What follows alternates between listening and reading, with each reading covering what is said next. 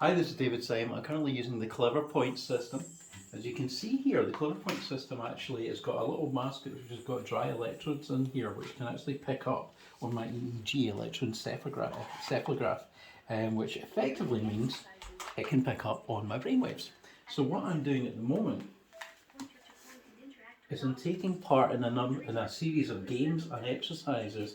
These exercises are designed to measure my stress levels under different conditions. Strip tests and various kind of psychological exercises which exercise different bits of your brain, and then relaxation exercises again, which will pick up on whether or not I'm relaxing between these periods of extreme mental activity.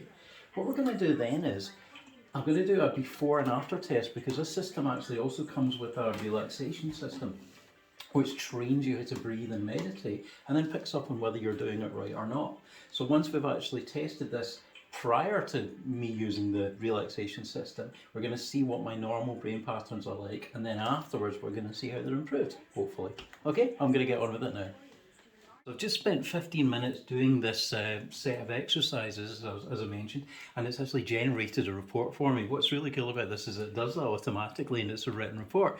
It also does it in Russian, Polish and English, and it still makes sense. Apparently whatever language it's in, I can only really gauge it for English. So let's have a quick look and see what it's actually discovered about me.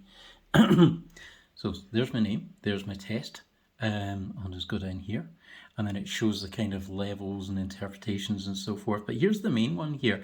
It's showing that my perceptive abilities are medium, attention span is relatively good, work ability is quite good, my executive functions are low. It's quite late at night, so I'm doing this while I'm a little bit tired, but at least it's showing that I'm calm at least, which is really what we're aiming for here.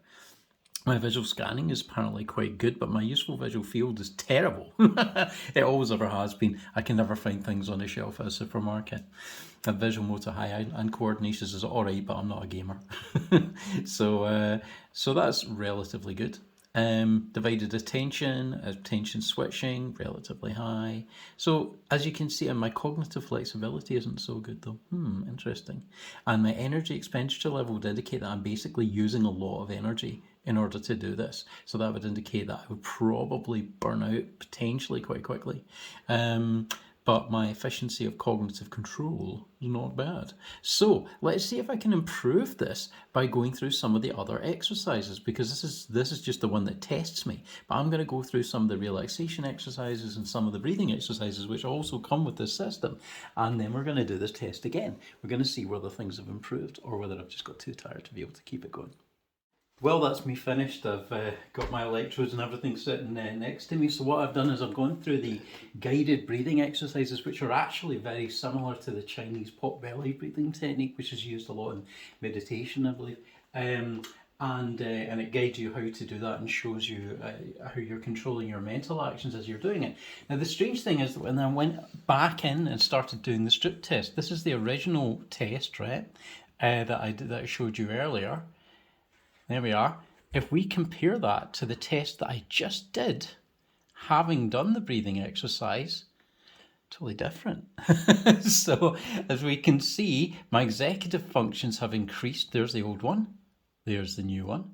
My workability has got better. My perception has got better, and my attention a little bit worse, but most of it's improved. So let's scroll down and we'll have a look at where I am on the impulsiveness and speed of and accuracy. Okay, right, so there's where I was before, and here's where I am now. So I've improved fairly markedly just in the space of about maybe, I don't know, an hour or so. So let's go down a little bit further. What about the strength of the nervous system? Now, interestingly, the strength of the nervous system appears to be weaker, but apparently a weak nervous system has faster reflexes and learns easier. Well, look where I was there, 100. Look where I am now, 25. So that's a remarkable difference. The ability to change over from one thing to another and so forth, dramatically different from what we had before. See that? So we're seeing a real big difference and really pretty much improvements across the board. My visual scanning. Now remember I was saying how my visual scanning was really not very good. Well, look at this. That is it now. That was it before. So it's gone from 83 for visual scanning and useful visual field, 32, 67 for remote hand-eye coordination. Has now gone up to 90, 43 and 76. So again, what was interesting about this was that I actually found myself doing the breathing as I was doing the exercise. Now, it's quite late at night. It's nearly 12 o'clock. So I would normally be very tired by this stage in the evening. I usually kind of burn myself out during the day, but this has actually given me a lot more energy. So although I was thinking that this would be something that I could do in the mornings to kind of relax myself, it seems to be something I can do in the evenings to increase my attention rather than drinking coffee. So let's scroll down to here. Energy expenditure level. Let's see how much energy I was expending through this whole thing. Cognitive flexibility. Practically nothing, whereas here it was considerably higher. So that would indicate that I would be able to keep this going for a much longer time without burning myself out. And these are quite difficult exercises. So volitional efforts and cognitive control, again, we're seeing improvements across the board, gone up to about 91 there.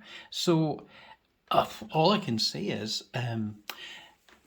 that was a much more dramatic effect than I was expecting.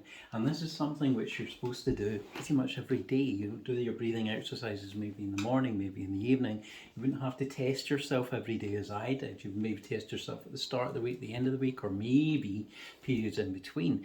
The main point is to index the kind of level or where the issues might be, and then tailor the breathing exercises according to what you might require, or any other kind of mental exercises according to what you might require for your specific brain map, and then at the end of it hopefully see improvements, which would be lasting improvements over time. So I'm very impressed. I'm certainly going to be keeping this up and keeping up the breathing and keeping up the ongoing testing and so forth. It'd be interesting to get your take on what you think of this as a system, where it could be used. What are the pros and the cons maybe of having dry sensors in virtual reality headsets? These ones we can see, but it would be possible to put them into your virtual reality headset without people being able to see it, and that does raise ethical concerns. So let me know what you think of this, and I'll be interested to see your comments below. Thank you.